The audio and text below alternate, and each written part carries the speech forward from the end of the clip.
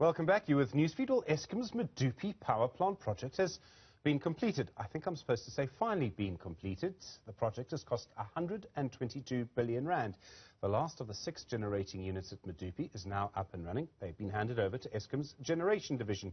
The first unit started operating back in August 2015. That's 6 years ago. 4 other units have now been built and brought online. The Medupi project began in 2007. Supposed to be with us, have a life expectancy, producing electricity of 50 years. Well, this takes us to one of the biggest issues at the moment, our electricity crisis. Government trying to get more electricity into the system at the same time. There's the environmental damage that is occurring through pollution. Most of the electricity we produce still coming from coal-fired power plants like Medupi, which is now fully functional and uses coal. We have 3 months for government to finish what's called a transition plan that could see more renewable energy coming into the system. Well, let's get some more on this. One of the companies involved in this is called Scatec. They're using solar power to generate electricity. Their general manager for Sub-Saharan Africa is Fourie. Dr. Ayodele Odusola is the resident representative for the United Nations Development Programme. Gentlemen, good afternoon to you both. Dr. Odusola, if I may start with you, sir. As a country, we have a huge energy crisis. We still rely on coal. I think we're the 12th biggest emitter in the world. What impact is our policies around energy generation, around the way we generate electricity, what impact is that having on the environment? Thank you very much. It's really very important for us to start on that note. South Africa is one of the highest emitter of carbon in the globe in terms of green gas emission. And it's even rated to be the 14th globally and the highest on the continent. Well, this is linked to the level of sophistication of the economy, because all over the world, the higher the level of your economic sophistication, the higher the level of your contribution to green gas emission. And surely one thing that is very important in terms of the impact of the policies and leading to the issue of high emission is the fact that substantial part of electricity generation still depend on coal. In fact, it's on coal. And one thing that is very important in terms of changing the policy dynamics, the national determined contribution of South Africa, it has set the target. But we think there's need for us to really see how this is very important. The reason why some of the policies in South Africa seems to be really contributing to some of this emission, that their ambition may not be too ambitious enough to meet the 1.5 degrees Celsius reduction. It's because of the current context.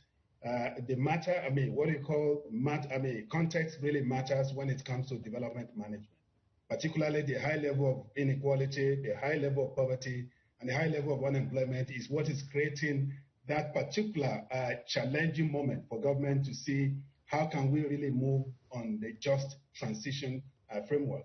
And I think the need for us to really make sure that the government really invest in clean coal technology becomes critical in making sure that the policies are used to really promote the just transition we're looking for.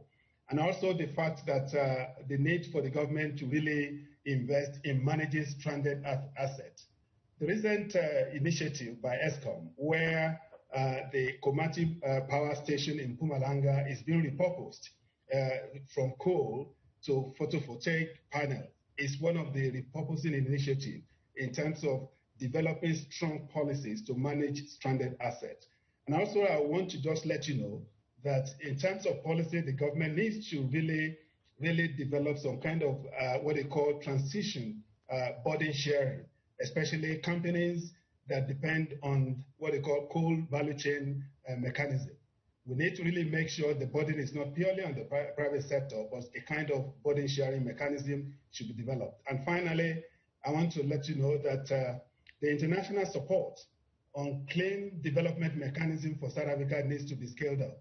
Because if you look at the global implementation of clean development mechanism all over the world, only 6 countries account for about 90% of it: China, India, Brazil, Vietnam, and Mexico. and South Africa, that is at the same stage of development with this country, is not participating in it. So international support is really needed in terms of large-scale financing mechanism to support what they call green economy transition. I think this is the way policies can be used to shape the direction and trajectory of just transition. Over to you. Fourie, we employ a large number of people in the coal mining sector, and they're employed in all parts of the value chain. There's the mining of coal, the transporting of coal, the handling of coal, sometimes the washing of coal, really. But as I understand it, the solar industry, the industry that you're in, sometimes actually employs more people than the current system we use to generate electricity. Is that true? I mean, if we increase the solar energy market or increase the sector in our country, will it create a lot of jobs as well? Yeah, hi Stephen, thanks for having me. Yeah, to answer your question, on a like-for-like basis, if you compare the megawatts, renewables do create more jobs. Obviously, there's two phases similar to Medupi. There's a lot of jobs created during construction, and then there's less jobs during operation. But given what's happening in the country and all the procurement programs that's being run by government, and also the liberalization of the generation license policy, where private businesses can now generate up to 100 megawatts of power for themselves, what you will find is that the peaks between these big projects would become smaller, or the distances, and there would also be more continuity, not just more jobs created, but also more continuity in the job market when it comes to construction. So, I mean, scientific studies have been done in this regard as well, just showing that on a like-for-like basis, to keep the same amount of lights on, renewables create more jobs than the fossil fuel sector does. Dr. Odusola, the talk of a just transition, I mean, you mentioned clean coal. I know that can be contested. Some of the renewable or some of the environmental groups sort of say there's no such thing. But our Energy Minister, Gwede Mantashe, seems to be suggesting, if I've understood him correctly, Dr. Odusola, he says we need to move from coal to gas and then to renewable energy. Do you agree with him? Do we need to do that? Or can we go from coal to renewable energy in one move? Thank you very much. I think I know the minister will have what they call a deeper context of it in terms of how do we really move. But we strongly believe, based on the United Nations system, we believe things can be done in parallel by making sure that we diversify the energy sources of the country. Now, I'm sure one of the reasons why the minister may be saying that is because of the possible job implications, which they have not been able to, the government has not been able to really do detailed assessment in terms of the cost. But I strongly believe that we can reduce what they call fossil fuel in South Africa by expanding into renewable energy. As we are currently doing, there are some pilot projects which we are currently doing to ensure that this is done at the same time. What matters most is that while the government is trying to diversify the energy sources, we must be able to invest heavily in skill upgrade and skill development, so that those that are currently in the coal market, coal subsector, are able to improve their skills so that they can go into renewable energy subsector, whether in the wind energy, in the solar energy, or even the biogas energy. We think upgrading the skills of the people in this sector will rather lead to what they call job creation opportunity rather than reducing job, which is more or less the position which the government is coming from. And our standing is that we need to invest heavily to upgrade the skills of those in the coal sector, so that they can be migrated successfully into what they call solar subsector, wind subsector, or biogas subsector. This is where we can take what they call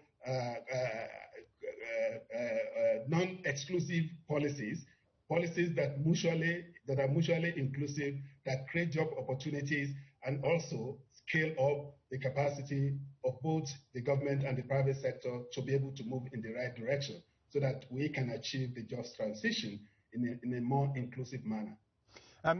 Fourie, I've sort of come across two different groups of people in the renewable energy solar power space. Some people say they accept that we need to use base load. And the base load argument, which is usually put forward by people who come from the coal lobby, come from the nuclear energy lobby, they make the argument that if it's hot or cold or windy or not, or rain or shine, we need energy. It needs to be reliable. And so we need to keep a big sort of base load supply running, which would be coal in our case most likely. Some people say that with clever batteries, with proper grid switching systems, with having a sort of regional grid rather than just a national grid, you could actually use the sun to solve a very large number of our energy problems. Where do you fit? Where do you sit on this? I mean, could we use solar power to produce up to 80% of our electricity, or is that too ambitious?